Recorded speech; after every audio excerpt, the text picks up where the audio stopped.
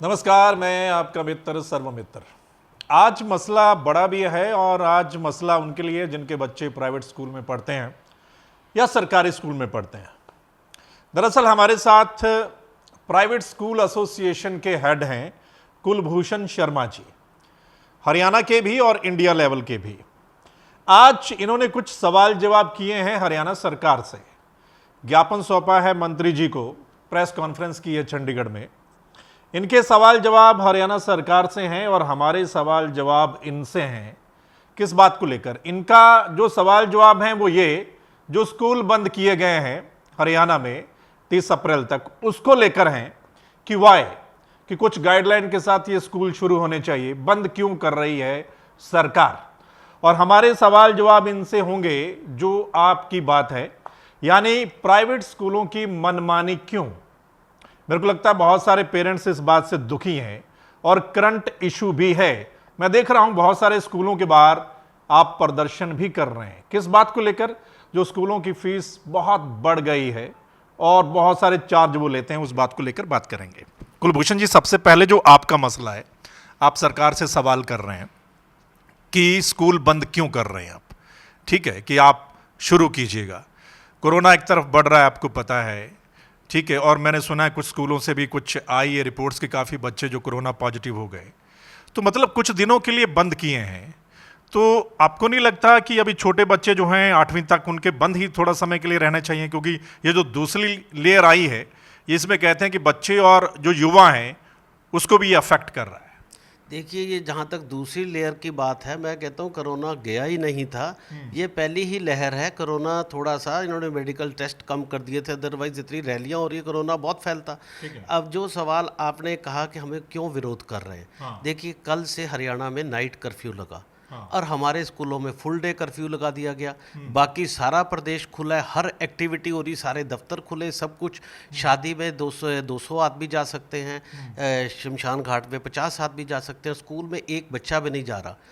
क्या कोरोना ने ये कह रखा है कि 8वीं तक ही वो कोरोना फैलाएगा, 9वीं 10वीं 11वीं 12वीं तक नहीं फैलाएगा? तो और दूसरा, ना हमसे चर्चा की गई है।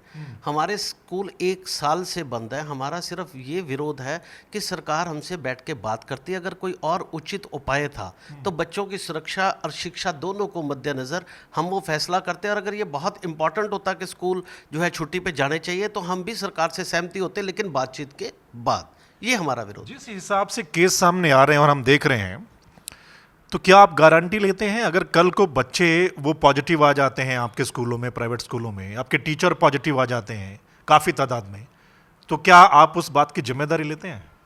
देखिए, अगर सरकार के दफ्तर में लोग पॉजिटिव आ रहे हैं तो क्या सरकार जिम्मेदारी ले रही है? डॉक्टर्स पॉजिटिव आ रहे हैं, नेगेटिव पॉजिटिव आ रहे हैं, सरकार जिम्मेदारी ले रही है? छोटे बच्चों का मामला है। अब छोटे बच्चों का जहाँ मामला है, तो सरकार को इसमें ये करना चाहिए था कि सबसे पहले, जैसे विदेशों में टीचर को फ्रंट लाइन वॉरियर मानकर उनको वैक्सीनेशन दी गई है। शिक्षा का अधिकार भी है, बच्चों का बहुत लर्निंग गैप पड़ रहा है। वर्ल्ड बैंक ने इसको $400 बिलियन का लर्निंग लॉस माना है। और उसके बाद आप ये देखिए, अगर टीचर्स को इनको शिक्षा की इतनी फिक्र थी तो सबसे पहले वैक्सीनेशन टीचर को भी तो लगनी चाहिए थी।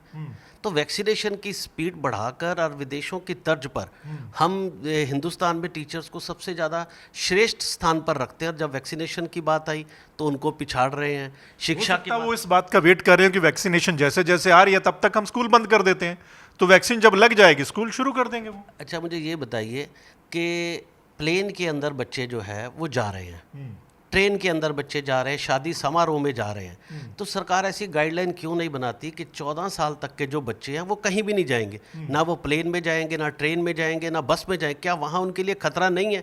स्कूल जो सबसे सुरक्षित, जिसको सैनिटाइज किया जा सकता है, जहाँ पर कोई बड़ा आदमी नहीं है, तो बड़ा कौन है? सिर्फ एक टीचर। टीचर को अगर वैक्सीनेशन लगा दी जाए, स्कूल को सैनिटाइज कर दिया जाए, तो जो प्रधानमंत्री जी कहते हैं 2 गज की दूरी, हम 3 गज की दूरी मानने को तैयार हैं। तो मेरे ख्याल सबसे ज़्यादा सुरक्षित जगह स्कूल बन सकती है, लेकिन सबसे ज़्यादा शिकार एजुकेशन को, स्कूल को सबसे पहले कर दिया जाता है। तो फिर ये रणनीति SOP बना दी जाए कि 14 साल से कम के बच्चे ना बस में जाएंगे, ना ट्रेन में जाएंगे, ना प्लेन में जाएंगे, ना मॉल में जाएंगे, ना शादी में जाएंगे।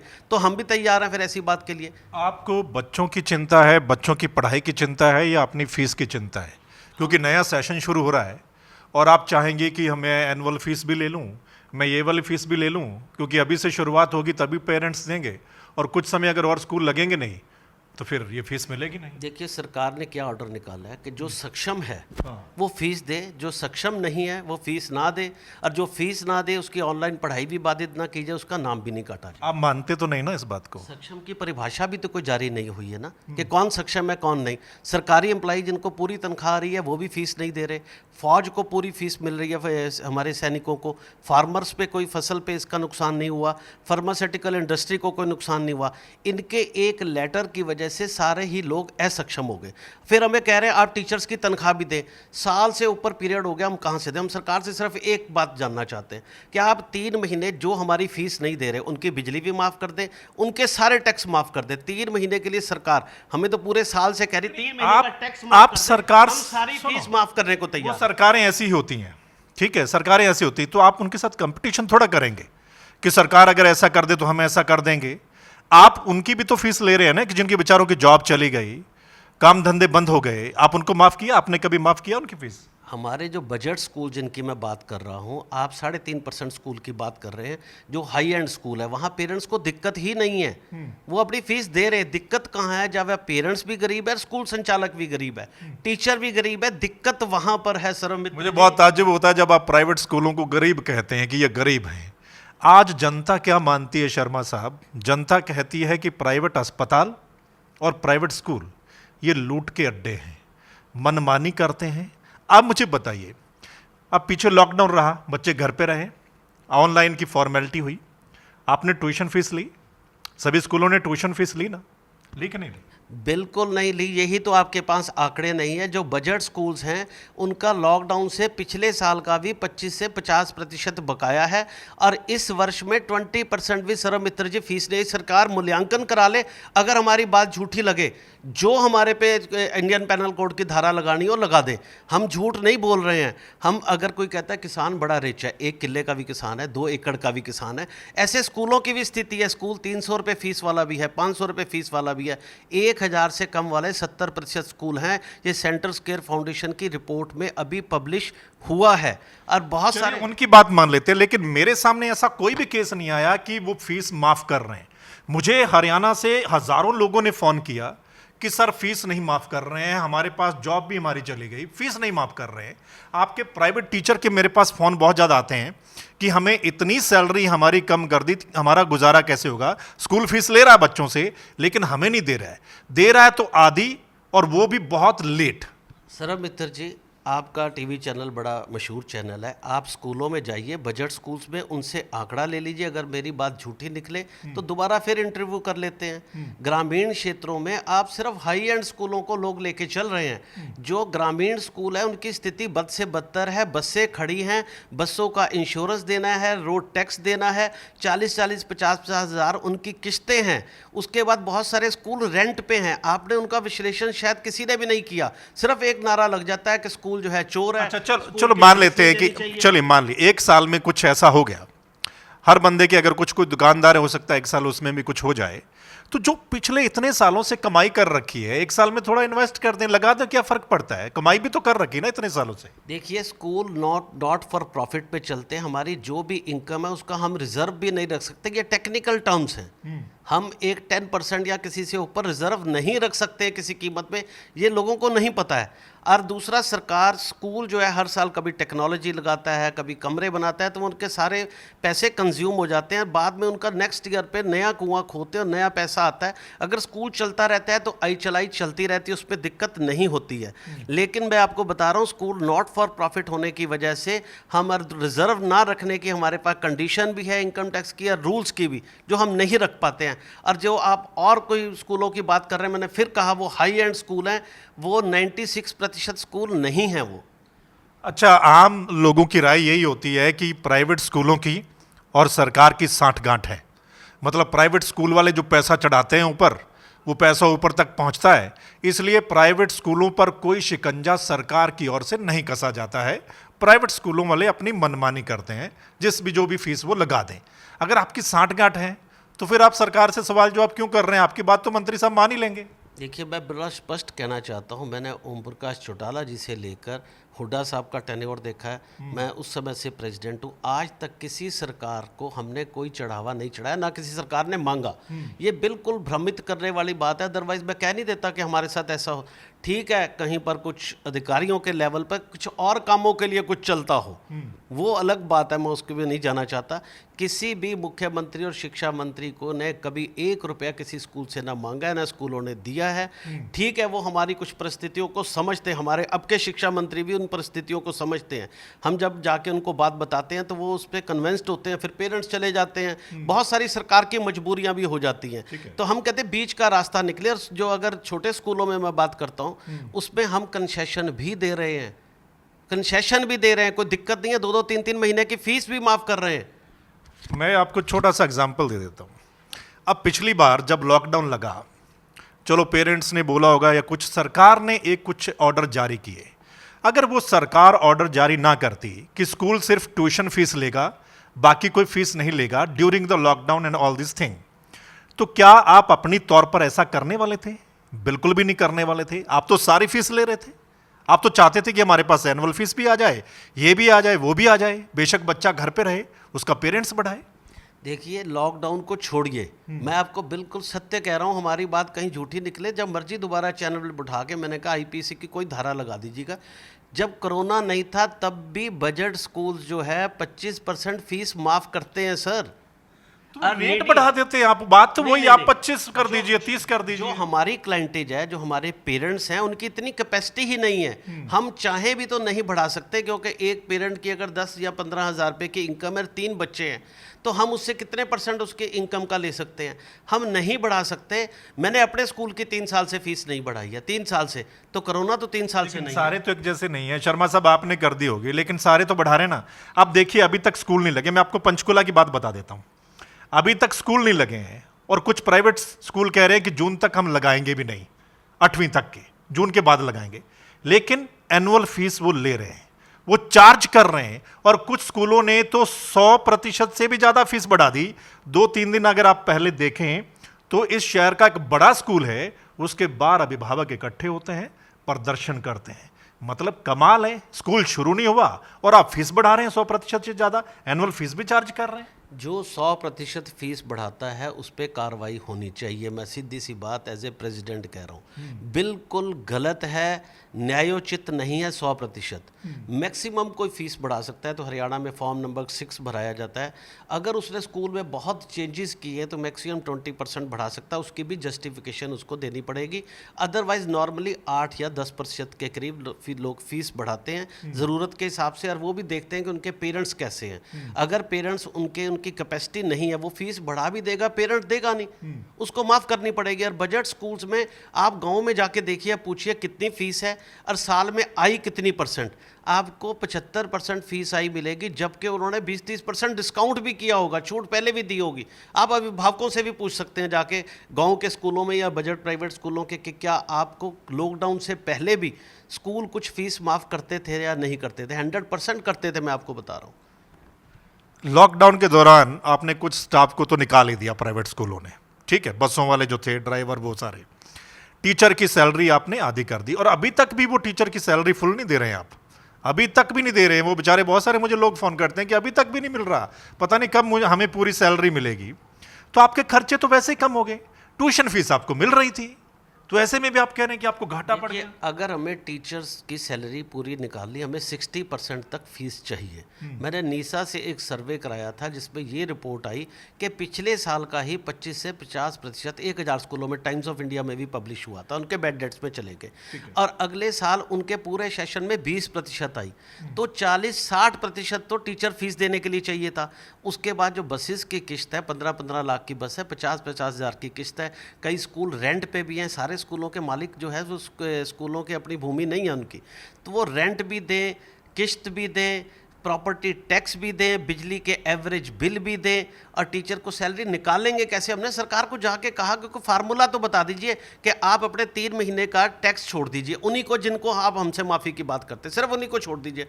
फिर आप अपने एम्प्लॉइज़ को सैलरी दे के दिखा दीजिए, कहीं से लोन लेके भी दिखा दीजिए, चलो हम मान जाएंगे। तो स्कूलों पे इस तरह की बात करनी, सरकार को सही बात करनी चाहिए, हमारी भी व्यथा समझनी चाहिए, अभिभावक की भी व्यथा समझनी चाहिए, और हम भी अभिभावक की व्यथा समझने को तैयार हैं।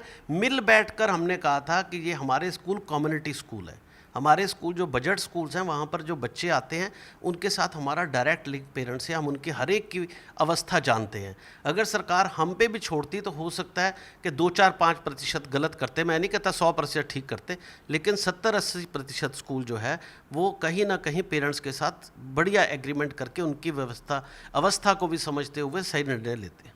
दिक्कत यही है कि देखो, जो अभिभावक हैं, पेरेंट्स हैं, उनको ना तो प्राइवेट स्कूल वाले समझ रहे हैं और ना ही सरकार समझ रही है। ना तो सरकार कोई ऐसी पॉलिसी लेकर आ रही है कि मिनिमम थोड़े पैसे में शिक्षा सभी को बराबर मिल जाए, और प्राइवेट स्कूल तो आप खुद देखिए कि इतने महंगे हो गए हैं, एक आम आदमी नहीं पढ़ा सकता। जिसके 2 बच्चे हैं ना, वो बेचारा सोचता है कि मैं कहाँ से पढ़ाऊंगा, और हर साल आपकी फीस जो है वो बढ़ती जाती है, एनुअल फीस आपकी बढ़ती जाती है। एक लास्ट सवाल है मेरा, सोल्यूशन क्या है? क्या सोल्यूशन है कि एक आम आदमी भी वो प्राइवेट स्कूल में बच्चा पढ़ा ले? उसको ये नहीं कि अब देखिए लॉकडाउन में जॉब चली गई, कहाँ से पे करेगा वो अभिभावक तो है ना, वो क्या करेगा?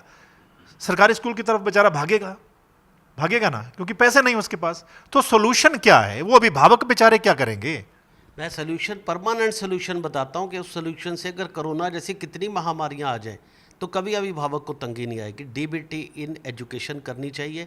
आप कहते हैं सरकारी स्कूल का रुख कर रहे हैं, सरकारी स्कूल में 6,000 से 10,000 रुपया प्रति माह कम से कम खर्चा है। कई स्कूल इससे भी महंगे हैं, स्कूल टू स्कूल वेरी करते हैं। पेरेंट्स को तो नहीं देने पड़ते ना, ये तो आप समझिए ना। सर इनडायरेक्टली तो देने पड़ते हैं ना, इनडायरेक्टली क्या इनडायरेक्टली देते हैं आप बताइए फिर गवर्नमेंट स्कूल के टीचर को फीस कहाँ से मिलती है? जो हम प्रॉपर्टी खरीदते हैं उसमें टैक्स, तो हर बंदे पे टैक्स लग रहा है। हाँ, तो उन्हीं के पैसों का मिसयूज हो रहा है। अगर 3,000 की डीबीटी कर दी जाए तो 90, वो भी सरकार का फर्ज है, ठीक कर सकती है। दिल्ली में केजरीवाल ने कर दी, तो यहां भी कर दो आप। केजरीवाल ने कहा है कि 60,000 रुपया मेरे स्कूलों में खर्च आता है, ये केजरीवाल ने कहा, जिससे हम सहमत नहीं। साल का देखो, ये बेसिक चीज है। सुनो, अपनी जनता को ये बेसिक चीजें हैं जो गवर्नमेंट का फर्ज बनता है। बिजली, पानी, शिक्षा, सड़कें, इस पर अगर पैसा खर्च नहीं करेगी तो और कहां पे पैसा खर्च करेगी? जो इतना टैक्स इकट्ठा कर रहे हैं, खर्च तो इसी पे करना है ना। तो आप अच्छी शिक्षा दे दीजिए। क्या सर मित्र जी, आपने विदेशों में देखा होगा कि डीबीटी है, और गवर्नमेंट स्कूल के जो टीचर्स हैं या एम्प्लॉइज़ हैं उनको 20,000 रुपये एजुकेशन का भत्ता मिलता है, और वो सारे गवर्नमेंट स्कूल के टीचर भी और एम्प्लॉइज़ प्राइवेट स्कूल में आके बच्चों को पढ़ाते हैं। तो इन जो दूसरे अभिभावक अनऑर्गेनाइज सेक्टर या प्राइवेट सेक्टर हैं, उन्होंने क्या गुनाह किया है? उनको भी अगर 20,000 दे दे, 70% स्कूल 1,000 रुपये से कम फीस के हैं। ये सेंटर स्केयर फाउंडेशन एक बहुत बड़ा फाउंडेशन। डीबीटी थोड़ा सा अपने दर्शकों को बताइए, डीबीटी मतलब कैसे दे दें? क्या मतलब डीबीटी? ऐसे है डायरेक्ट बेनिफिट ट्रांसफर। जैसे मोदी जी ने 555 स्कीमों में डीबीटी किया कि अनाज के बदले में पैसा दे ताकि मिडल मैन उसका मिस यूज़ ना करे। अगर वो ये जैसे विदेशों में है या सरकारी एम्प्लॉइज़ को देते हैं कि उनको 36,000 रुपये साल का दे दें और वो अपना स्कूल खुद चुने, तो ये समस्या खत्म होगी। चाहे कोई कोरोना, पेरेंट्स को दे दें। हाँ, पेरेंट्स को सीधा दे दे, स्कूल को नहीं।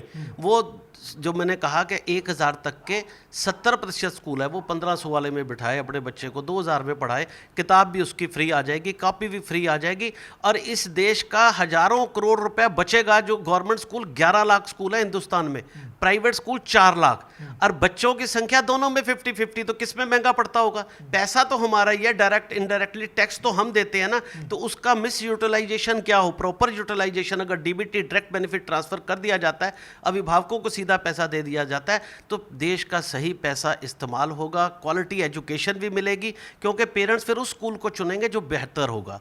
तो क्वालिटी एजुकेशन भी इंप्रूव होगी, और हर स्कूल में कंपटीशन होगा, क्योंकि पेरेंट्स को स्कूल चुनने का अधिकार होगा। जो अच्छा पढ़ाएगा वही स्कूल चलेगा, और जो गलत पढ़ाने वाले स्कूल हैं, चाहे प्राइवेट है चाहे सरकारी, वो ऑटोमेटिक बंद हो जाएंगे। देश जो है नंबर 1 देश हो जाएगा। 2 करोड़ टीचर्स को अच्छी सैलरी मिलेगी जिनको आज अच्छी सैलरी नहीं मिल रही। इकोनॉमी में पूरा बूम आएगा, क्योंकि 2 करोड़ लोग और इनकम टैक्स पेयर बन जाएंगे, उनकी पर कैपिटा जो है इनकम बढ़ जाएगी, उनकी परचेजिंग पावर बढ़ जाएगी, पूरे देश की इकोनॉमी। हाँ, चलिए एक आखिरी सवाल और पूछ लेता हूं मैं, क्योंकि आपका लंबा अनुभव है शिक्षा में और इसमें।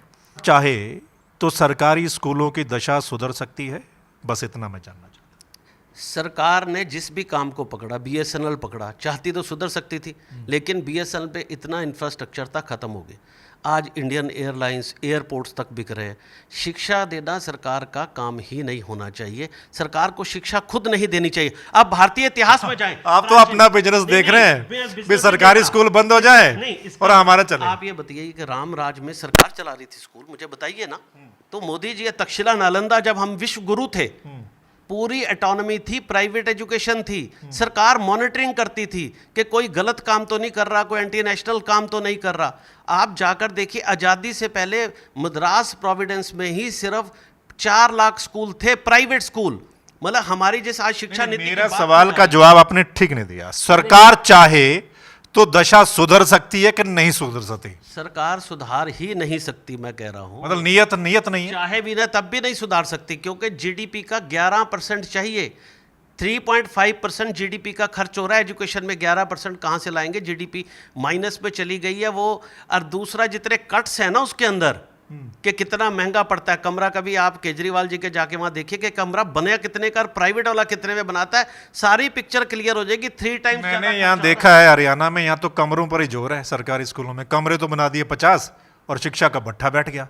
कमरों का फायदा क्या है? तो केजरीवाल जी ने क्या किया? जिन स्कूलों को उन्होंने कहा कि हमने बहुत बढ़िया स्कूल बना दिया, उनकी बिल्डिंग में ही तो कायाकल्प किया। मैंने उनको भी कई बार कहा, शिक्षा में नहीं हुआ। मैंने इनको कहा कि 60,000 आप खर्च रहे हो, 5,000 रुपये प्रति माह 60,000 बच्चों को देकर देखिए, वो आपके स्कूल में दोबारा वापस आते हैं कि नहीं आते? आपने उनको चॉइस तो दी ना, एक बार चॉइस तो दीजिए कि अगर आप अच्छे हो तो आपके पास वापस आएंगे ना। और मनीष जी ने पटपड़गंज, जहाँ से वो इलेक्शन लड़ते हैं, वहीं पे उस स्कूलों का कायाकल्प किया, और पिछली बार से कितनी कम वोटों से लास्ट बॉक्स में जाकर जीते। अगर उन्होंने कायाकल्प कर दिया तो फिर दुनिया ने उनका सहयोग क्यों नहीं किया? हरियाणा में तो आपका फायदा ही हो रहा है, सरकार सरकारी स्कूल बंद कर रही है, आपका तो फायदा ही होगा। सरकार उन सरकारी स्कूलों को बंद कर रही है। हमने एक डाटा दिया था कि 5,000 इंडिया में ऐसे स्कूल हैं जिनमें 0 बच्चा है, और इंडिया में जो 11 लाख में से 5.5 लाख स्कूल है वो हैं जिनमें 50 तक स्ट्रेंथ है सिर्फ। और कैग की एक रिपोर्ट है कि ओनली यूपी में 1 करोड़ 11 लाख बच्चे फेक एडमिशन है, फर्जी, यानी कि 50 भी नहीं है। और हरियाणा ने जब आधार से लिंक किया एजुकेशन स्कूलों को, 4.5 लाख बच्चे यहाँ भी फर्जी पाए गए थे, यानी 50 नहीं, सिर्फ 20-30 बच्चे हैं। अब 20-30 बच्चों वाले स्कूलों को अगर बंद नहीं करेंगे, तो हमने जब डाटा प्रकाशित किया उसके बाद ये स्कूल मर्जर और बंद होने लगे, क्योंकि उस पर पर चाइल्ड जो एक्सपेंसेस मंथली हैं 10,000 से 15,000 रुपये एक बच्चे पे खर्च आ रहा है। मुझे बताइए, शहर में 15,000 वाला कौन सा स्कूल है? सब गोलमाल है। आखिर में तो यही कहा जाए कि सब गोलमाल है, हर जगह गोलमाल है ना। देखिए, आप अपना फ़ायदा देखेंगे, सरकार अपना फ़ायदा देखेगी, और आखिर में किस पे प्रेशर है या भार किस पे पड़ेगा या दिक्कत किसको है, वो पेरेंट्स को है या बच्चों को है। देखिए, आपने कहा सब गोलमाल है। बिल्कुल मैं कह रहा हूँ शिक्षा नीति गोल है, और माल इसका जो है वो हमारे देश का खराब हो रहा है, जो हमारे इंडायरेक्ट टैक्सेस का है। आप फिर अभिभावकों की बात कर रहे हैं तो डीबीटी कर देना, जो शिक्षा का बजट है उस पर हक है उनका। सरकार कहेगी मतलब आप वो बात कर रहे हैं जो हो नहीं सकती। मतलब ये हो सकती है क्या डीबीटी? आप देखिए, सरकार जो किसानों को लेकर कह रही है कि अगर हम एमएसपी दे देंगे तो इतने लाख करोड़ रुपए हम खर्च हो जाएगा, वो नहीं दे रही, आप डीबीटी की बात कर रहे हैं। सरकारी एम्प्लॉइज को तो 20,000 रुपये दिए जा रहे हैं ना, फिर प्राइवेट ने क्या बिगाड़ा है? बंद कर दो उनका, बंद कर दो। तो कर दे सरकार, उन्होंने इलेक्शन में ड्यूटी निभानी होती है। आप समझिए ना, सारा राजनीति का शिकार हो रहा है। अभी तेलंगाना गवर्नमेंट ने डीबीटी की बात शुरू की है 15,000 रुपये देने की, लेकिन वो गर्ल्स और SCBC के लिए कुछ इस तरह की स्कीम है। मैंने अनिल स्वरूप जी जब एजुकेशन सेक्रेटरी थे, लास्ट फाइल उन्होंने पंजाब की ये साइन की थी कि बॉर्डर में जहाँ गोलियां चल रही हैं और सरकारी टीचर, उन बच्चे पढ़ने आ रहे हैं, सरकारी टीचर नहीं जा रहा, उनको 3,000 रुपये की डीबीटी कर दी जाए, उनको चॉइस दे दी जाए कि किसी भी प्राइवेट स्कूल में जाके पढ़ लें। लेकिन सरकारी फाइलों में गुम होकर रह गई डीबीटी। आज जो है नीति आयोग भी इसकी सिफारिश कर रहा है, और हर व्यक्ति। चलो ठीक है, चलो एक आखिरी और पूछ लेते हैं जाते जाते, क्योंकि ये हमारे पास सवाल तो बहुत है लेकिन इतना लंबा चला जाएगा फिर आप देख नहीं पाएंगे। चलिए, एक लास्ट है, मैं आपको जिम्मेदारी दे देता हूं। मान लीजिए मैं आपको जिम्मेदारी देता हूं, सरकार में बैठा देता हूं, शिक्षा के सबसे ऊंचे पद पे मैंने आपको बिठा दिया, फिर आप सरकारी स्कूलों का क्या करेंगे? देखिए, सरकारी स्कूल की या प्राइवेट स्कूल की चिंता मैं नहीं करूंगा, मैं देश के बच्चे की चिंता करूंगा। उसका हक, जो उसका राइट है, वो राइट टू एजुकेशन नहीं है, राइट टू क्वालिटी एजुकेशन है। कोई भी जब नीति बनती है तो बच्चे को केंद्र में रख के बनानी है। सरकारी स्कूल और प्राइवेट, मैंने सरकारी स्कूल हरियाणा में भी कुछ ऐसे देखे हैं जहां क्वालिटी एजुकेशन है, हो सकता, क्यों नहीं हो सकता, वहां प्राइवेट स्कूलों से भी अच्छी शिक्षा मिल रही है।